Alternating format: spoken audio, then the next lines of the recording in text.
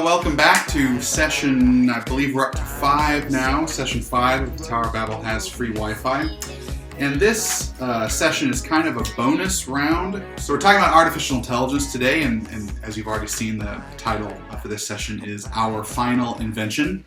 And what humanity's final invention could be is what they call general or generalized artificial intelligence. And so to begin with today, I want you to listen again to the song that I was playing at the beginning of class, and I will pull up the video for you, and I want you to just pay attention to especially the lyrics, and I want you to see just if there's anything that you find off about it.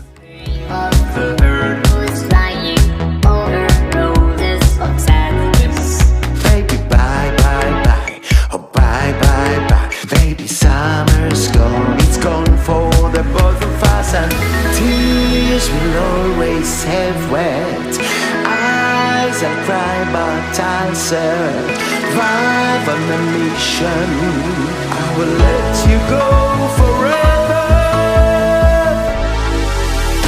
Blue jeans and bloody tears, blue jeans and bloody tears. There's no life without your life in misery. Blue jeans and bloody tears. Don't give up on the precious summer. And so I wanted you to listen to that song because this song was actually written by an artificial intelligence. And so they had fed just a bunch of different songs into this algorithm, and it made what it thought were optimal decisions for what the best song could be. As you see, the music is actually pretty catchy and it's a pretty good tune, but the lyrics leave a lot to be desired. You can definitely see what it was going for and kind of what it was trying to say, but there's just something that is just not quite right. There's something that's just missing with it. I wanted to kind of begin the class with kind of listening to this song, mostly just because I think that a lot of the talk about AI can be just very alarming, and like our minds just go very quickly to like, oh my gosh, they're about to, whatever, turn on the Terminator, and like the evil robots are going to come and kill all of us. And I think it's just a good reminder of like, yes, these are very sophisticated tools and they can do a lot, but there's also ways in which they are still very dumb and still very much kind of within our ability to kind of understand and control. And so I wanted to start with a bit of a silly example with the song. And so we're kind of in a conversation with 3 different books for this session. The first one is called Our Final Invention. That's where I got the title by a technology journalist named James Barrett. The second one is a very dense book called Superintelligence by Oxford University ethicist Nick Bostrom. And some of you may want to try and read that. I have not read that entire book just because it is very, it's slow going. And then the third and final book, Future View by Pastor Mike Woodruff, who's up in the Chicago area. Just kind of a general look at kind of what's coming in the next couple of years. And so part of why I like Future View, even though Mike is not a tech expert, so I think he does a good job of just kind of synthesizing a lot of information in kind of a church life sort of an angle, and so that's why. Blue jeans and bloody tears, blue jeans and bloody tears. There's no life without your life. I'm going to describe a scenario that I think is both terrifying and likely to occur. And that's not a good combination, as it turns out. And yet, rather than be scared, most of you will feel that what I'm talking about is kind of cool. I'm going to describe how the gains we make in artificial intelligence could ultimately destroy us. And in fact, I think it's very difficult to see how they won't destroy us or inspire us to destroy ourselves. And yet, if you're anything like me, you'll find that it's fun to think about these things. And that response is part of the problem. Okay, that response should worry you. If I were to convince you in this talk that we were likely to suffer a global famine, either because of climate change or some other catastrophe, and that your grandchildren or their grandchildren are very likely to live like this, you wouldn't think, interesting, I like this TED Talk. Okay. Famine isn't fun. Death by science fiction, on the other hand, is fun. And one of the things that worries me most about the development of AI at this point is that we seem unable to marshal an appropriate emotional response to the dangers that lie ahead. I'm unable to marshal this response, and I'm giving this talk. It's as though we stand before two doors. Behind door number one, we stop making progress in building intelligent machines. Our computer hardware and software just stops getting better for some reason. Now take a moment to consider why this might happen. I mean, given how valuable intelligence and automation are, we will continue to improve our technology if we are at all able to. Something would have to destroy civilization as we know it. Okay, you have to imagine how bad it would have to be to prevent us from making improvements in our technology permanently, generation after generation. Almost by definition, this is the worst thing that's ever happened in human history. So the only alternative, and this is what lies behind door number two, is that we continue to improve our intelligent machines year after year after year. And at a certain point, we will build machines that are smarter than we are. And once we have machines that are smarter than we are, they will begin to improve themselves. And then we risk what the mathematician I.J. Good called an intelligence explosion, that the process could get away from us. Now, this is often caricatured, as I have here, as a fear that armies of malicious robots will attack us. But that isn't the most likely scenario. It's not that our machines will become spontaneously malevolent. The concern is really that we will build machines that are so much more competent than we are that the slightest divergence between their goals and our own could destroy us. Just think about how we relate to ants. Okay, we don't hate them. We don't go out of our way to harm them. In fact, sometimes we take pains not to harm them. We step over them on the sidewalk. But whenever their presence seriously conflicts with one of our goals, let's say when constructing a building like this one, we annihilate them without a qualm. Okay, the concern is that we will one day build machines that, whether they're conscious or not, could treat us with similar disregard.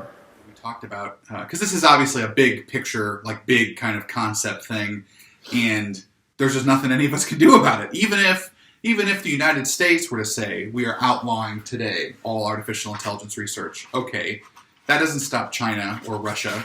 There are many experts who don't think we'll ever get there. Certainly, again, we will continue to build smarter and smarter calculators and GPSs and things like that, but we will just never actually make that jump to general artificial intelligence. Or the general consensus is that it's at the upper reaches of most of our lifetimes right now, the 2060s, 2070s, and a lot has to happen between now and then, so it is an open question as to whether or not we ever really would achieve something like this. Personally, I think it's much more likely that it will happen by accident, but that's just my opinion. Well, that's comforting. So I think that the danger is not that, they're going to create evil robots or whatever, but that a real artificial intelligence is going to be, by its very nature, a very different kind of mind than ours is. So basically, the danger lies in the unpredictability. We can encounter wild animals, and they're scary and everything, like the big ones, lions and tigers and whatnot, but we are also creatures with them, right? We can understand some of their needs and their drives, and we can predict their behavior, right? Because they are creatures that are known to us. Whereas a super intelligent artificial mind is going to be completely alien to us, to the point that we will not be able to predict what it's going to do, and we may not even be able to understand why it's doing the things it's doing. Now, part of what that means is they could wind up being very benign, meaning they just exist, they're doing their thing, and they just don't cross paths with us very often. Like that's that's just as likely as a more dangerous, threatening possibility to us. We just don't know. That is the nature of the threat, is that it would be completely unpredictable and also incredibly powerful and out of our control. And I think it's also an open question that once general artificial intelligence exists, whether we will know that general artificial intelligence exists. Well, because it may not tell us yes! that it's a general artificial intelligence, Like the idea that it's going to be smart enough to realize right. I might be in danger if they realize how smart I am. They won't know how smart I am. So I'm just going to keep self-improving until I come up with a good scenario where they have to let me out. Yeah. The projections are really, like the low end is 10 to 20 years. Mm-hmm. And these are things that are coming. In this century, probably, we will be building this hugely consequential thing, which is the first general intelligence that will be smarter than humans.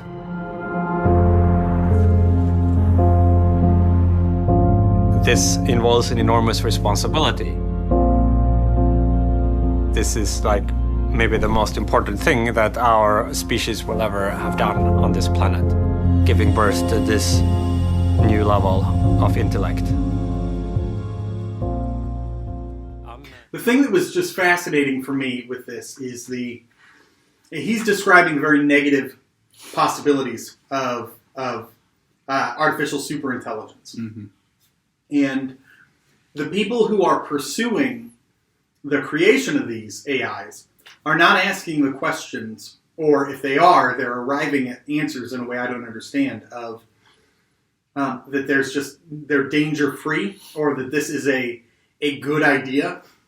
And what I think must lie behind that, and I'm interested to get your thoughts behind this, is a worldview that views intelligence as a virtue, as the goal, right? And so the more intelligence, the better.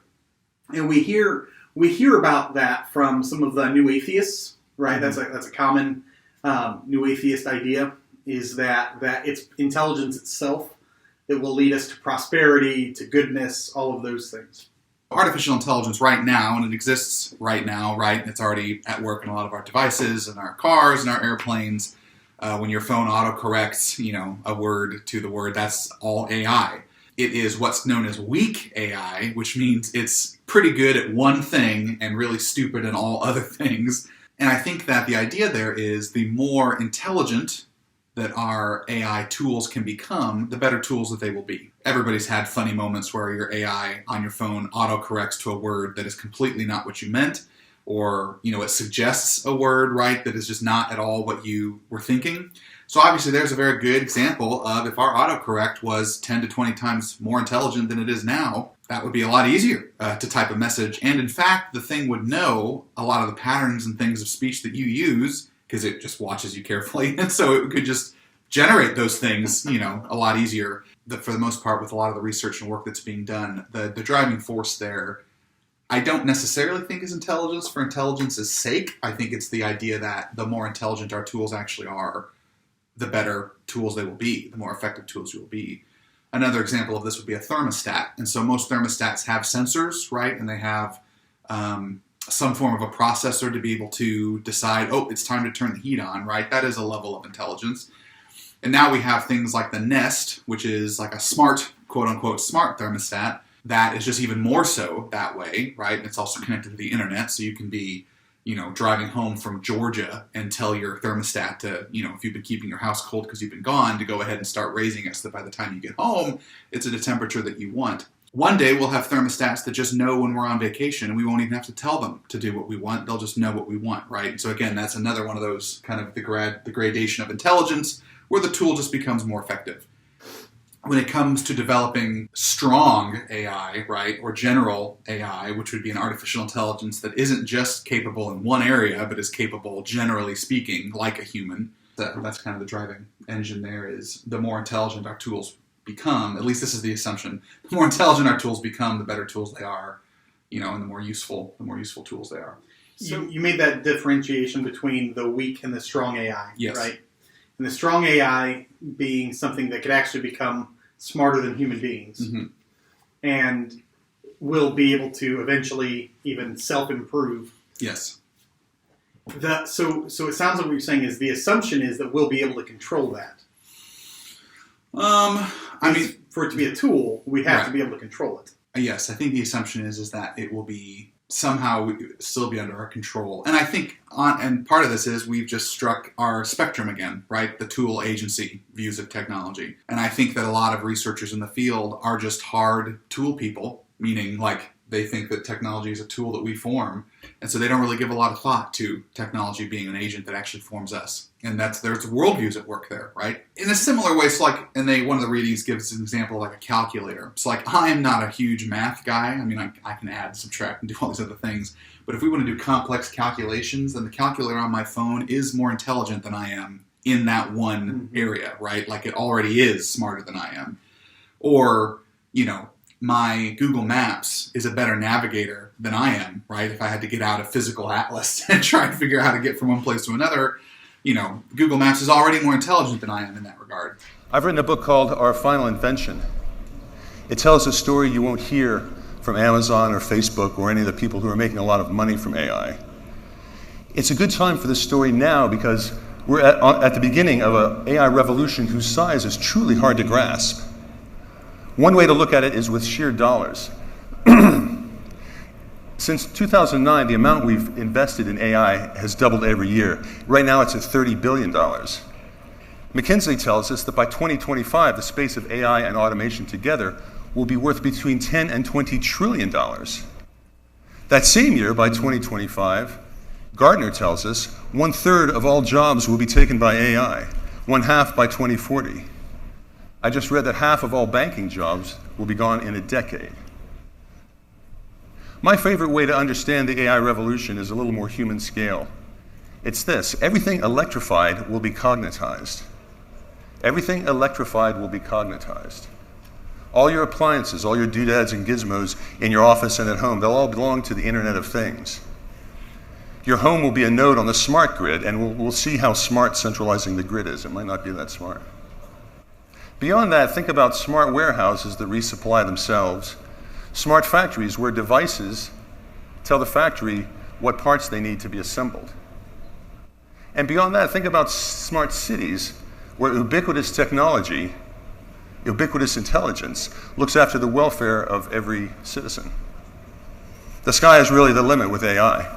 But like we do traffic with AI all the time, and I mean, again, we talked about, with our map, Google Maps, or if some of us have Nests, those smart thermostats, or I mean, in all kinds of ways. I know I've seen headlines about even with the coronavirus that they're having AI look into the structure of it, right, to try and puzzle through, what a vaccine could look like. So I mean, it's being used all over the place, and it's not that it's necessarily bad or that we should never, use AI or anything like that, because it's really just very smart. It's just very smart tools that are only good at the one thing. But I think that kind of looking into the future, more and more, I think we're going to be asked or perhaps even required to give up our preferences or our kind of day-to-day decisions to things like AI. And so to give an example, and this isn't from the readings, but let's say in a few years, Ameren starts to, hand out these artificially intelligent thermostats that will control your house and recommend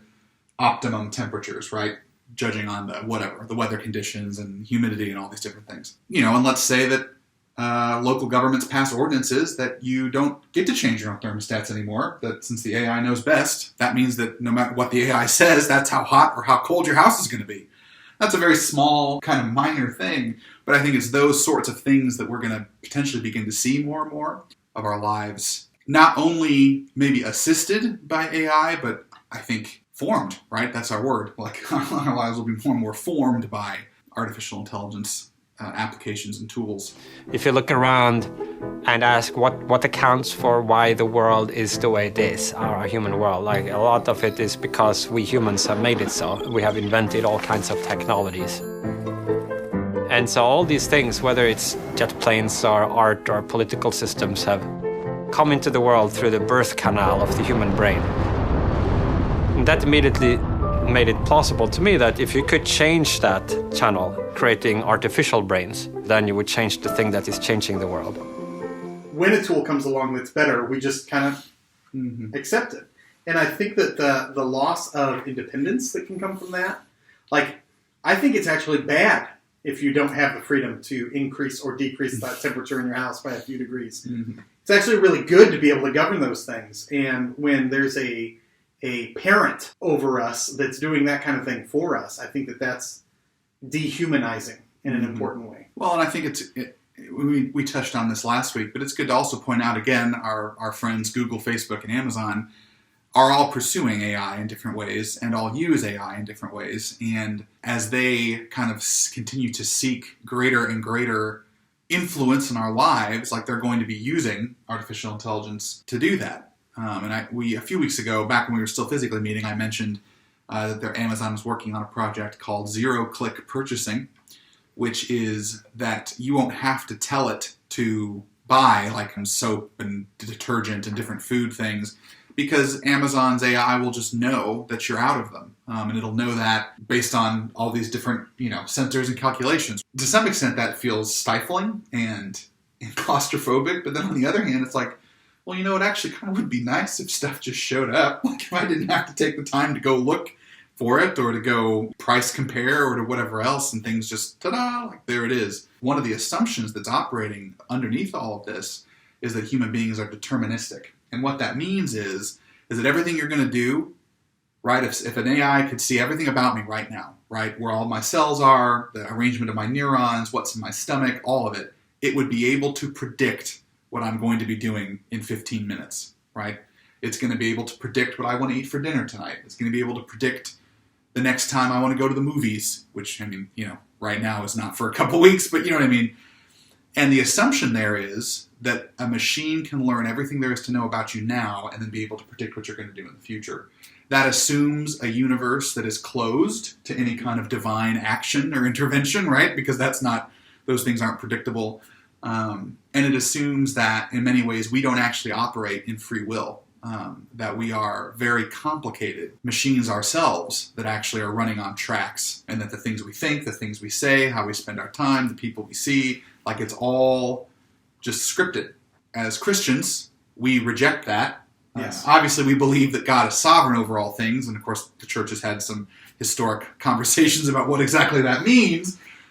But, I think that we believe that we are agents, right? Like we have moral responsibilities and obligations. There are true moments where God, there are thoughts or things that come from Him, right? That are outside of what's going on in my brain or whatever else. And so I think that it's one of those things that we need to be mindful of and to be aware of. The assumption that is running behind the development of these tools, the story that AI is telling, is actually not the story that the Scripture is telling. You played for me a song the other day that was written by an AI. And I know that one of my thoughts has always been that no matter how good artificial intelligence gets, it'll never be able to replace like human creativity. And they can write songs that are catchy, and they can, I guess, paint paintings that are beautiful. They can create things. Now it's not the same, right? But as AI continues to improve, it will become better. Right. Like they will be better at creativity than human beings.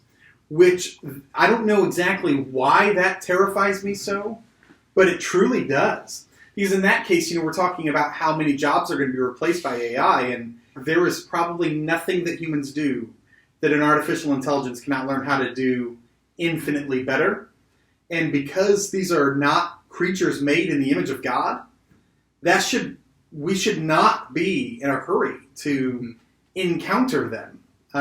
Because they're made in our image. And the fact that we're made in God's image is one of the things that makes us see goodness and even greatness from human beings. The best parts of us are there because we're made in God's image.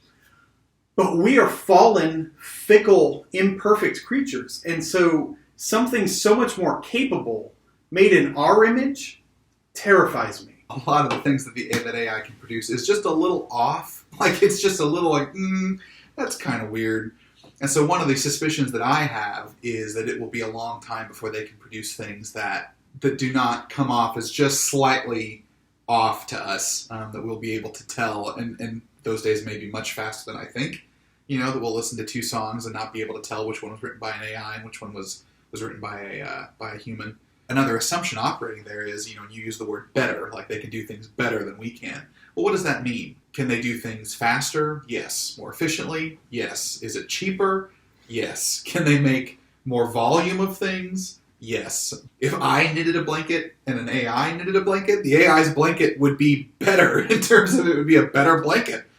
But I think that we all know the difference between something that has been handmade and given to you and something that somebody bought that was produced by a robot somewhere in the world in a factory. And one of the challenges that the church will have moving forward in the decades to come is articulating the quality of things that are made and produced and done by human minds and human bodies. That qualitative difference, maybe not so much in the material nature of the thing, but in the source of it. The church will need to more clearly articulate the source of goodness coming from the Trinity, flowing through us and into the things that we create.